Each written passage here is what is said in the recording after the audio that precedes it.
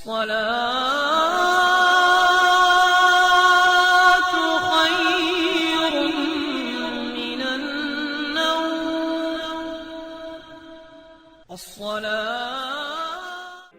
باللہ من الشیطان الرجیم، بسم اللہ الرحمن الرحیم۔ السلام علیکم ورحمۃ اللہ وبرکاتہ۔ اگر میرا اللہ گرفت کرنا چاہے تو کسی کو یہ حق نہیں ہے کہ وہ یہ کہہ سکے کہ مجھے گرفت کیوں کی گئی۔ ایمان کیا ہے؟ ایمان خوف اور امید کی درمیانی کیفیت میں ہے۔ ڈر بھی لگا رہے، دھڑکا بھی لگا رہے اور امید کے چراغ بھی بجھنے نہ پائیں۔ فضل دی آس ہے مینوں تے نالے ڈر بھی آندا اے۔ فضل کی امید بھی رہے لیکن خوف بھی طاری رہے کہ پکڑا بھی جا سکتا ہوں، گرفت بھی ہو سکتی ہے، اور میرے اللہ کی پکڑ بھی بہت سخت ہے۔ میرا اللہ قرآن پاک میں فرماتا ہے، سورت البروج میں آیت نمبر 12 میں، ان بطشا ربک لا شدید، بے شک تمہارے رب کی گرفت، پکڑ یقیناً بہت سخت ہے۔ جب وہ پکڑتا ہے تو کوئی بھی اسے اپنے آپ کو چھڑوا نہیں سکتا۔ تو اللہ کی پکڑ کا خوف بھی رہے لیکن وہ کریم بھی بہت ہے۔ وہ معاف کرنا چاہے تو وہ ہمیں عذاب دے کے کیا کرے گا؟ اگر ہم اس اللہ کا شکر کرنا سیکھ جائے تو وہ تو ہمارا رب ہے، وہ ہمیں عذاب دے کے کیا کرے گا؟ اگر اس پوری کائنات میں، پوری دنیا میں سارے انسان، جنات، فرشتے کافر ہو جائے تو تب بھی میرے اللہ کو کوئی فرق نہیں، اور اگر سارے کافر بھی مسلمان ہو جائے تو تب بھی میرے اللہ کو کوئی فرق نہیں پڑتا۔ نہ میرے اللہ کی سلطنت بڑھتی ہے اور نہ میرے اللہ کی سلطنت، حکومت گھٹتی ہے اس قسم کی باتوں سے۔ تو میرے بھائیو، ہمیں امید بھی رہے اور خوف بھی ہم پہ طاری رہے۔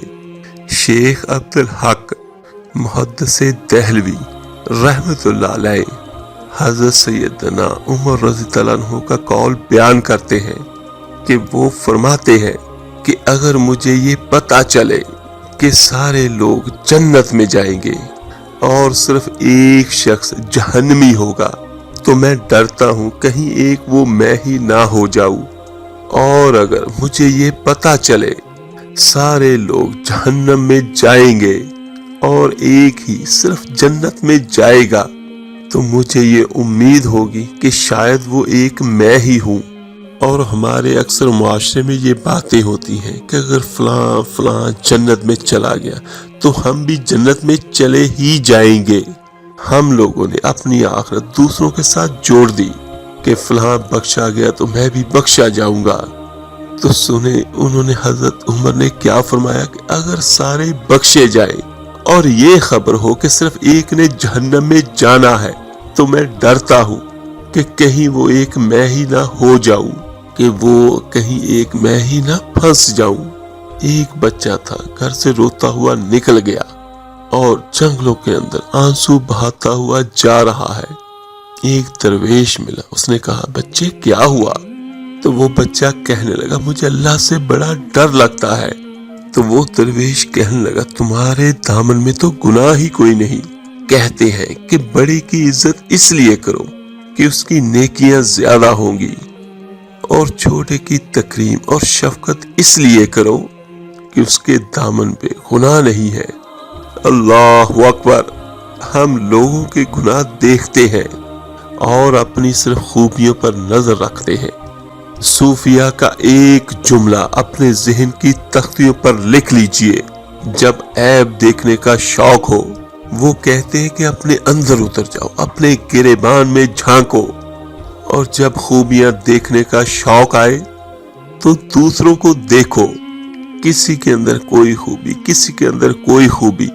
تو وہ بچہ کہنے لگا، اللہ سے ڈر آتا ہے۔ تو وہ درویش کہنے لگے، بچے تم نے تو گناہ ہی کوئی نہیں کیا۔ تو وہ بچہ کہنے لگا، آج میں نے ایک عجیب ماجرا دیکھا جس نے مجھے گھر سے نکال دیا۔ تو وہ کہنے لگے، کیا؟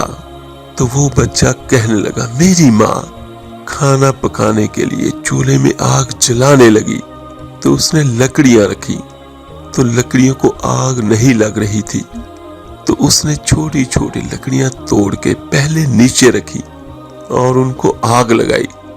جب ان کو آگ لگی تو اس کے بعد بڑی لکڑیوں کو بھی آگ لگ گئی، تو میں روتا ہوا گھر سے بھاگ آیا ہوں جنگل میں کہ کہیں ایسا نہ ہو کہ قیامت کے دن بڑے بڑے مجرموں کو آگ نہ لگے تو چھوٹے چھوٹوں کو رکھ دیا جائے، اور جو لوگ اپنے رب کا انکار کرتے ہیں ان کے لیے دوزخ کا عذاب ہے اور وہ بری جگہ ہے۔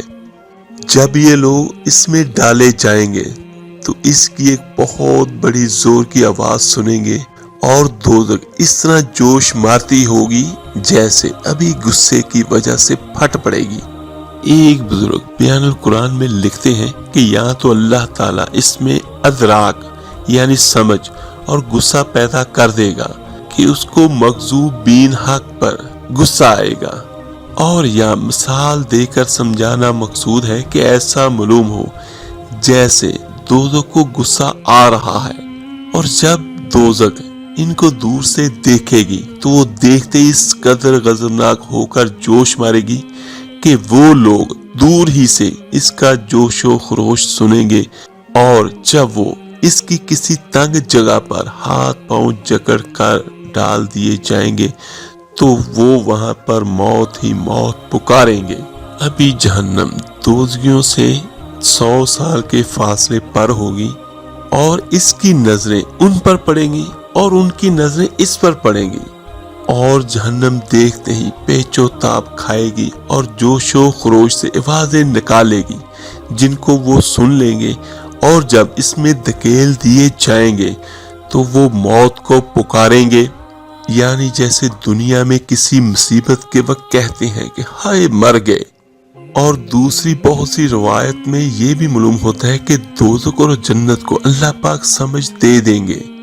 ابن ابی حاتم کی ایک روایت میں ہے، یہ ابن کثیر کی روایت ہے کہ رسول کریم صلی اللہ علیہ وآلہ وسلم نے تلاوت فرما کر دوزخ کی 2 آنکھیں ثابت فرمائی۔ اگرچہ دوزخ بہت بڑی جگہ ہے لیکن عذاب کے لیے دوزخیوں کو تنگ تنگ جگہوں پر رکھا جائے گا، جیسے ہمارے دنیا میں سیل وغیرہ بھی بنتے ہیں، کو بہت زیادہ ظلم کرنے والا مجرم ہو تو ان کو وہاں پہ رکھا جاتا ہے جو بہت تنگ تنگ سی کوٹریاں ہوتی ہیں۔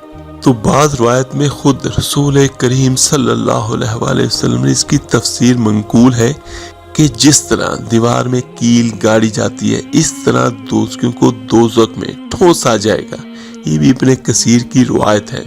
اور دوزخ اس شخص کو خود بلائے گی جس نے دنیا میں حق سے پیٹھ پھیری ہوگی اور اطاعت سے بے رخی کی ہوگی اور مال جمع کیا ہوگا، پھر اٹھا کر رکھا ہوگا۔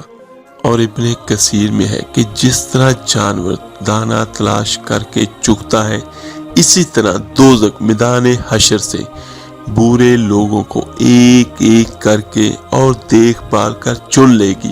اور ایک آیت میں مال جمع کرنے والوں کا بھی ذکر ہے۔ حضرت قتادہ رضی اللہ تعالیٰ عنہ اس کی تفسیر میں فرماتے تھے کہ جس نے مال جمع کرنے میں حلال و حرام کا خیال نہ رکھا اور فرمان خداوندی کے باوجود خرچ نہ کیا، اس سے وہ شخص مراد ہے۔ حضرت عبداللہ بن حکیم اس آیت کے خوف کی وجہ سے کبھی تھیلی کا منہ ہی بند نہ کرتے تھے۔ حضرت حسن بصری رحمۃ اللہ فرماتے ہیں کہ اے ابن آدم، تو خدا کی وعی سنتا ہے اور پھر مال سمیٹتا ہے۔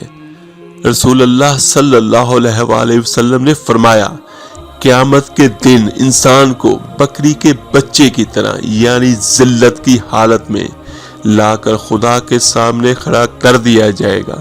اللہ جل شانہ اس سے فرمائے گے، کیا میں نے تجھ کو مال نہیں دیا، معاشی اور غلام و خادم نہیں دیے، تجھ پر انعامات نہیں کیے، بتا تو نے اس کے شکریہ میں کیا کیا؟ اس پر وہ جواب دے گا، اے میرے پروردگار، میں نے جمع کیا، خوب بڑھایا اور جتنا تھا اس سے کہیں زیادہ چھوڑا، لہذا مجھے اجازت دیجیے کہ سب کو لے آؤں۔ حاصل یہ کہ وہ بندہ ایسا ہوگا کہ اس نے کچھ خیر آگے نہ بھیجی ہوگی، لہذا اس کو دوزخ میں پہنچا دیا جائے گا۔ یہ ترمذی کی حدیث ہے۔ نیز ارشاد فرمایا کہ دنیا اس کا گھر ہے جس کا کوئی گھر نہیں، اور اس کا مال ہے جس کا کوئی مال نہیں، اور دنیا کے لیے وہ جمع کرتا ہے جس کے پاس کچھ بھی عقل نہ ہو۔ بہیقی نے شعب الایمان میں مرفوع حدیث نقل کی ہے کہ جب مرنے والا مر جاتا ہے تو فرشتے کہتے ہیں کہ اس نے آخرت میں کیا بھیجا ہے، اور انسان کہتے ہیں کہ اس نے دنیا میں کیا چھوڑا ہے۔